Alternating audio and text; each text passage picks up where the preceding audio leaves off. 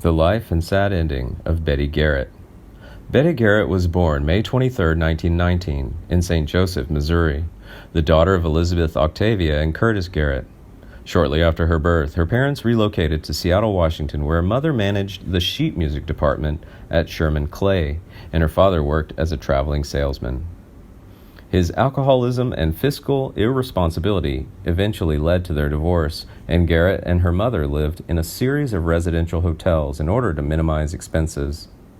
After graduating from public grammar school, Garrett enrolled at the Annie Wright School in Tacoma, which she attended on a full scholarship. The school had no drama department, so she frequently organized musical productions and plays for special occasions. Following her senior year performance in The Twelfth Night, the bishop urged her to pursue a career on the stage. At the same time, her mother's friend arranged an interview with Martha Graham, who was in Seattle for a concert tour, and the dancer recommended her for a scholarship at the Neighborhood Playhouse in New York City. Garrett and her mother arrived in Manhattan in the summer of 1936, and Garrett began classes in September. Her teachers included Graham and Anna Sokolow for dance, Sandy Meissner for drama, Lehman Engel for music, and Margaret Webster for the Shakespearean classics. She felt she was destined to be a dramatic actress and shied away from playing comedic roles.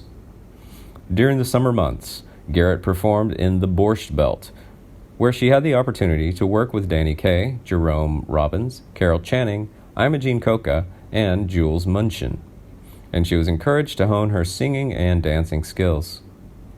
She joined Orson Welles' Mercury Theater as an understudy in what was to be its last stage presentation, a poorly reviewed and short-lived production of Danton's Death that gave her the opportunity to work with Joseph Cotten, Ruth Ford, Martin Gable, and Arlene Francis.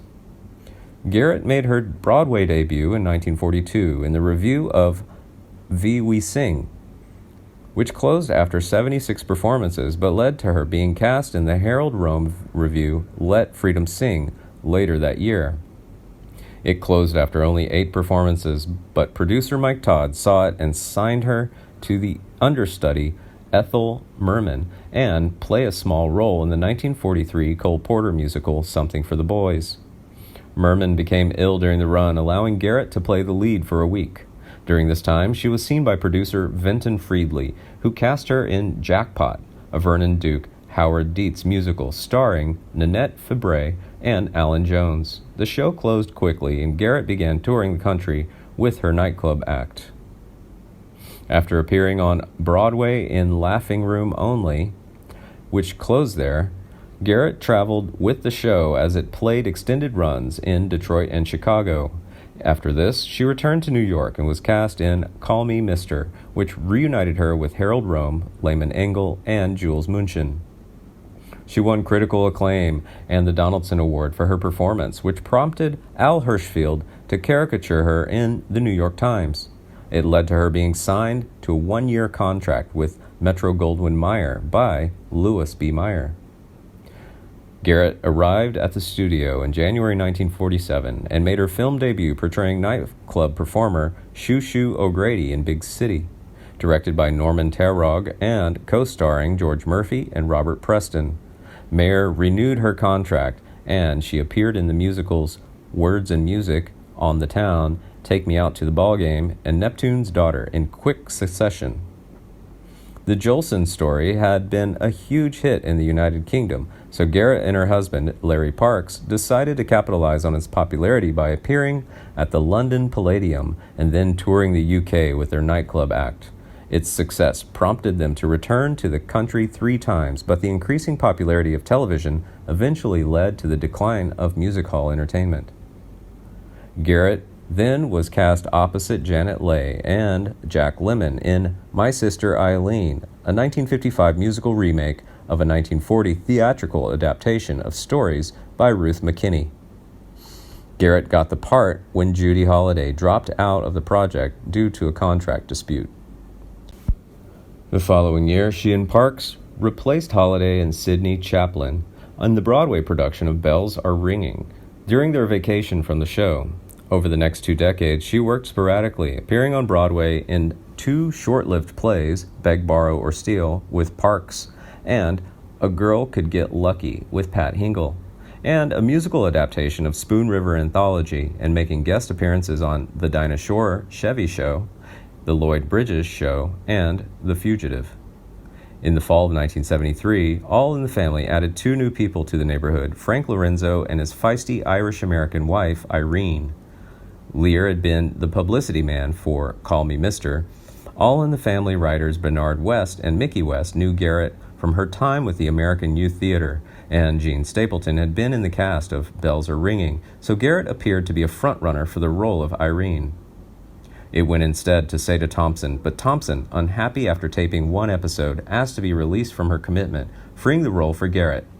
Irene was a Catholic, a source of annoyance for Protestant Archie, and assumed many of the household duties normally associated with husbands, and she, therefore, presented a kind of nemesis to Archie Bunker.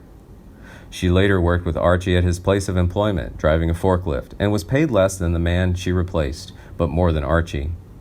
Garrett remained with the series from 1973 through 1975. She won the 1974 Golden Globe for her performance in the series. The following year, Garrett was performing her one-woman show, Betty Garrett, and other songs in Westwood, California, when she was offered the role of landlady Edna Babish in Laverne Shirley. The character was a 5-time divorcee who eventually married Laverne's father, Frank. Although Garrett reportedly felt she never was given enough to do on the show, she appreciated the fact that her musical talents occasionally were incorporated into the plot. In 1981, when the series was extended beyond what would have been intended to be its final season, Garrett was forced to drop out because she had committed to performing with Sandy Dennis, Jack Gilford, Hope Lang, and Joyce Van Patten in the supporting cast on Broadway. The play closed after only 8 performances, but returning to Laverne Shirley was not an option, as the writers had explained Edna's disappearance by having her divorce Frank, although this was not directly addressed until the series' final season.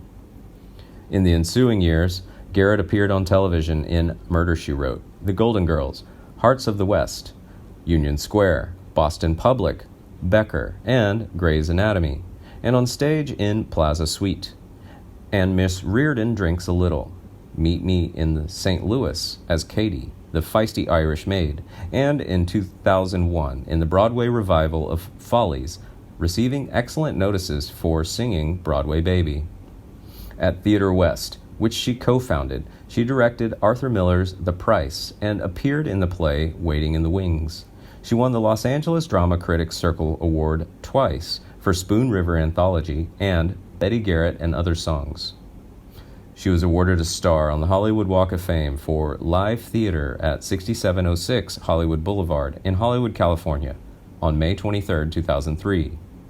In her personal life, on September 8, 1944, she married Larry Parks.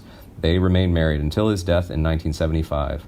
They had 2 sons, composer Garrett Parks and actor Andrew Parks. Sadly, Garrett died of an aortic aneurysm in Los Angeles on February 12, 2011, at the age of 91. Her body was cremated.